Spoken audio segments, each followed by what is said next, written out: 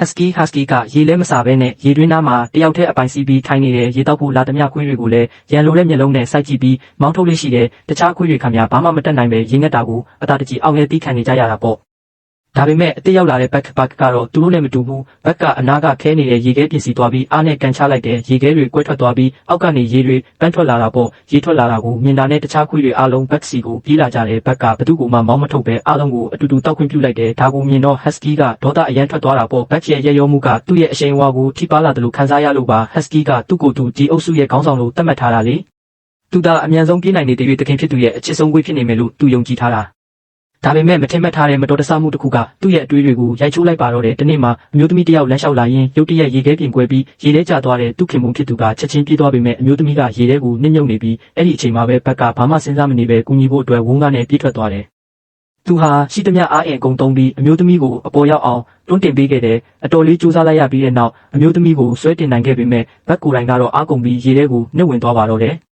အမျိုးသမီးရဲ့ခင်မုန်းဖြစ်သူဟာထိတ်လန့်တကြားနဲ့ရေခဲပြင်ပေါ်ဒူးထောက်ပြီးဘက်ရဲ့နာမည်ကိုအော်ခေါ်နေခဲ့တယ်ဓာတ်နဲ့ရေခဲကိုလှီးဖို့ကြိုးစားပေမဲ့ဓာတ်ကကျိုးသွားတယ်သူဟာဘက်ကိုမဆုံးရှုံးချင်တာကြောင့်ဇွဲမလျှော့ပဲတစ်သားတုတ်တစ်ချောင်းနဲ့ရေခဲကိုထုခွဲပြန်တယ်အဲ့ဒီအချိန်မှာပဲတစုံတစ်ယောက်ကနောက်ကနေတုတ်ကိုလာဆွဲထားတယ်လို့ခံစားလိုက်ရလို့လှည့်ကြည့်လိုက်တဲ့အခါဘက်ဖြစ်နေတာပေါ့ဘက်ခါသူ့ဘာသာသူရေထဲကနေနီးလန်းရှာပြီးပြန်တက်လာနိုင်ခဲ့တာပါဒါကိုအနားကနေစောင့်ကြည့်နေတဲ့ Husky ကတော့မနာလိုဖြစ်နေတာပေါ့အဲ့ဒီညမှာအမျိုးသမီးကကျေးဇူးတင်လွန်းလို့ဘက်ကိုစက်သားတုံးအပူကျွေးပြီးလှိုက်လိုက်လဲကျေးဇူးတင်စကားပြောခဲ့တယ်ဒါက Husky ကိုပို့ပြီးဒေါသထွက်စေခဲ့ပြီးဘက်ကိုအပြက်ရှင်းဖို့ဆုံးဖြတ်လိုက်ပါတော့တယ်ခဏအကြာမှာဘက်ကနှင်းယုံလေးတစ်ကောင်ကိုလိုက်ဖမ်းမိပေမဲ့ဘာအန်ရမှမပြုတ်ပဲပြန်လွတ်ပေးလိုက်တယ်အဲ့ဒီအချိန်မှာပဲ Husky ကဘက်ကိုအလစ်ငိုက်ခုံအုပ်ပြီးတိုက်ခိုက်ပါတော့တယ်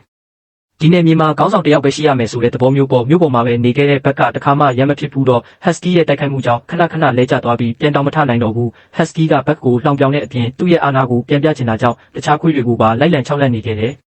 အဲ့ဒီမှာတင်တခြားခွေးတွေအားလုံးကဘက်ပြန်ထလာနိုင်ဖို့ဝိုင်းပြီးဟောင်းပေးကြတယ်မကြခင်မှာပဲဘက်ကပြန်ထလာပြီး Husky ကိုပြန်လဲတိုက်ခိုက်ပါတော့တယ်ဒီတစ်ခါမှာတော့ဘက်ကပဲအနိုင်ရသွားခဲ့ပြီးရှုံးနေသွားတဲ့ Husky လည်းအုပ်စုထဲကနေထွက်သွားရပါတော့တယ်နောက်တနေ့မနက်မှာတော့ခွေးအုပ်စုကိုဥဆောင်မဲ့သူမရှိတော့ဘူးဘက်ကခေါင်းဆောင်နေရအတွက်ရှေ့ကိုထွက်လာပေမဲ့တခင်ဖြစ်သူကအတွေ့အကြုံရှိတဲ့ခွေးဝူကြီးတစ်ကောင်ကိုပဲရှေ့ဆုံးကထားချင်ခဲ့တယ်ဒါပေမဲ့ခွေးဝူကြီးကရှေ့မတိုးပဲဝစ်နေပြီးမလုံးမရှက်ညှင်းဆန်နေခဲ့တယ်နောက်ဆုံးမှာတော့တခင်ဖြစ်သူဟာဘက်ကိုပဲခေါင်းဆောင်ဖြစ်ရွေးချယ်လိုက်ရပါတော့တဲ့အံ့ဩစရာကောင်းတာကတော့ဘက်ရဲ့ဥဆောင်မှုအောက်မှာဒီခွေးအုပ်စုဟာအရင်ကထက်ပိုပြီးမြ мян ဆန်ဆန်ပြေးနိုင်လာခဲ့ကြတာပါ